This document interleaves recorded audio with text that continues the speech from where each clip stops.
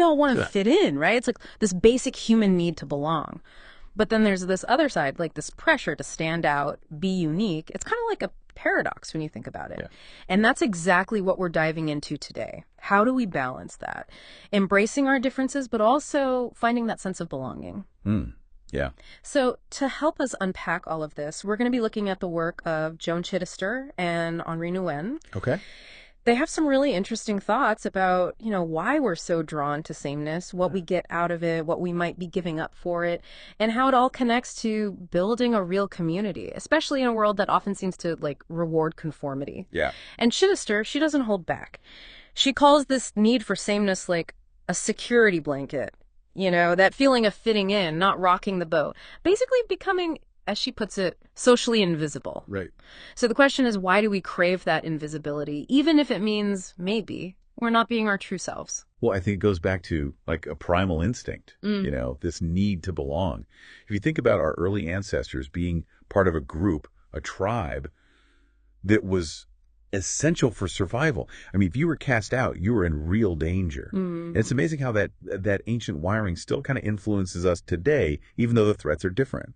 Like, we're more worried about social awkwardness than being chased by a wild animal. Oh, totally. That fear of judgment can be paralyzing, even if it's mostly in our heads. Yeah. But Chittister, she suggests that this whole blending in thing, this desire to be invisible, it might come with a hidden cost. So what are we actually sacrificing when we're trying so hard to just fit in? Well, picture this. Imagine a garden, but every flower is identical. Okay. Yeah, it might look neat, organized, predictable even. But don't you think there's something kind of amazing about a garden that's bursting with all kinds of colors and shapes, different sizes? Oh, for sure. When we put too much emphasis on everyone being the same, we risk losing those things that make us special. Our unique talents, our different ideas, our true selves. Honestly, that's not just a loss for us as individuals. It's a loss for everybody. It's like trading in this vibrant, colorful tapestry for a plain white canvas. Exactly. It might feel safe, but it's definitely not very inspiring. So if clinging too tightly to being like everyone else holds us back, where do we find the courage to, actually embrace what makes us different? Well, that's where it gets really exciting. I think Chittister, she says that encountering otherness, it's not just, interesting. It's actually crucial for us to grow. Like when we meet people who see things differently than we do, people who challenge how we think, it pushes us to expand our own perspectives, It's kind of like that feeling you get when you travel somewhere new, right? Exactly. Suddenly you realize that your way of doing things, it's not the only way. And it makes you question things you might have always just assumed were true. Yeah. Yeah. And that's where the magic happens. Like Chittister, she uses these examples of the Muslim veil and the Chinese smile. That's high. And, on the surface, those cultural differences, they might seem strange, even a little off-putting if you're not familiar with them. Right. You might even feel tempted to judge, to think something is wrong just because it's different from what you're used to. Exactly. But when we actually take the time to understand why those differences exist, to see them through the lens of another culture's values and traditions, it opens us up to this whole new level of understanding and appreciation. It's like that line from her book. She says, differences weren't made to be homogenized. They were made to be respected, to be honored, to be cherished. I love that she says cherish those differences, not just tolerate them. Right, absolutely. And that cherishing, that active engagement with different viewpoints, it leads to this thing called cognitive diversity, which is... Oh, yeah. Cognitive diversity. I've definitely heard that term before, but I think a little refresher on what it actually means, like why it matters, would be helpful. Yeah, of course. Think of it this way. Imagine you're trying to solve a really complex problem. Okay. Would you rather have a team where everyone thinks exactly alike? Or a team with diverse backgrounds, experiences, different approaches to problem solving? I mean, it seems pretty obvious that having a variety of viewpoints would lead to more creative and probably more effective solutions, right? You got it. That's the beauty of cognitive diversity. It's like when we can bring together people from different backgrounds, different ways of thinking, it's like having a toolbox with all the right tools, You're just better equipped to handle whatever comes your way. Yeah, it's like that saying, if all you have is a hammer, everything looks like a nail. Exactly. And just like a diverse ecosystem is a resilient one, cognitive diversity makes teams, organizations, even societies more adaptable, more innovative. It helps us see problems from different angles, come up with more creative solutions, and make better decisions overall. So we've talked about how embracing otherness, it can broaden our perspectives, lead to greater understanding. But Chittister, she doesn't stop there.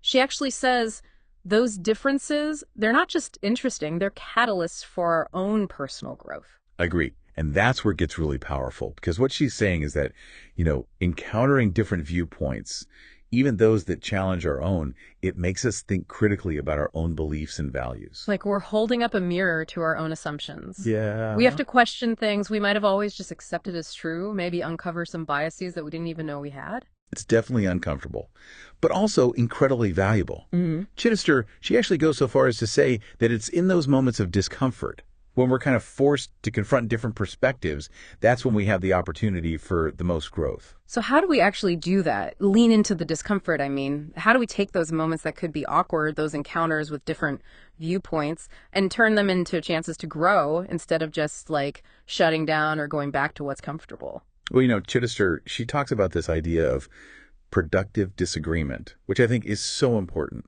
I love that phrase, productive disagreement, because it's true. Disagreement can be hard. It's so easy to just avoid conflict, especially these days, right? It seems like everywhere you turn, everyone's got an opinion and they're not afraid to share it. So what's the key to like disagreeing in a way that's actually productive? How do you keep it from just turning into an argument? Yeah, it takes practice for sure. It's a skill. It doesn't come naturally to a lot of us. But I think it starts with like a mindset shift. Like instead of seeing disagreement as a battle that someone has to win, what if we saw it as an opportunity to learn from each other? It's about really listening, trying to understand where the other person is coming from, even if, or maybe especially if, we don't agree with them. Yeah, there's that quote, isn't there? Something about seeking to understand before trying to be understood. Right. It's so easy to go into a conversation just ready to defend your own point of view. But I think you're right. Real growth happens when you're actually open to hearing different perspectives. I think so. And that openness, it means being willing to ask questions, to really dig deeper, and to be okay with not having all the answers. Because honestly, when we surround ourselves with people who all think the same way we do, our own ideas can get kind of, I don't know, stale. Like we're living in an echo chamber. You just hear your own beliefs reflected back at you, and you might even start to think that those echoes are the absolute truth. Exactly. And that's why those productive disagreements, they're so important. When we can have these thoughtful, respectful debates, when we're challenged to really explain our views and consider other points of view, it makes our own thinking stronger. It helps us sharpen our arguments, see our own blind spots, and I think ultimately get closer to a deeper understanding of what's true.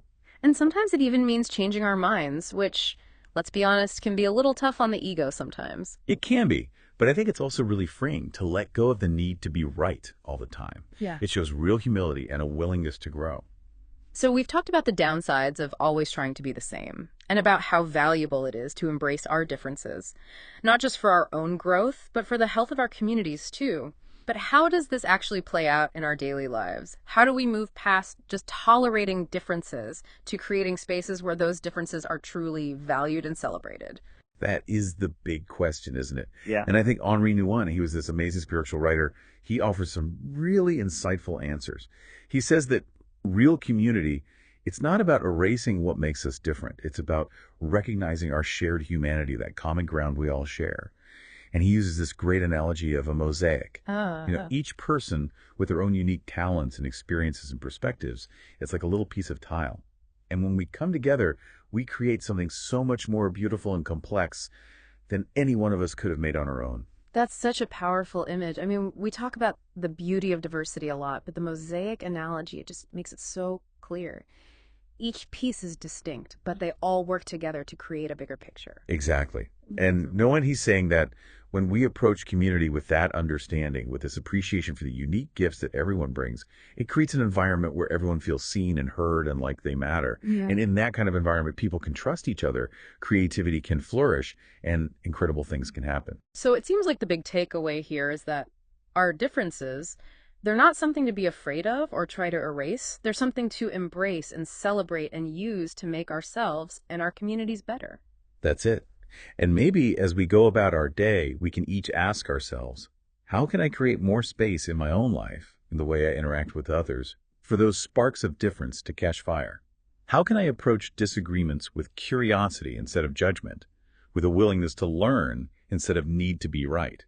Because it's in those moments of genuine connection, when we let ourselves be surprised and challenged by different perspectives, that's when we discover how rich and beautiful the human experience can be. That's a great place to leave it. Thanks for joining us for this deep dive.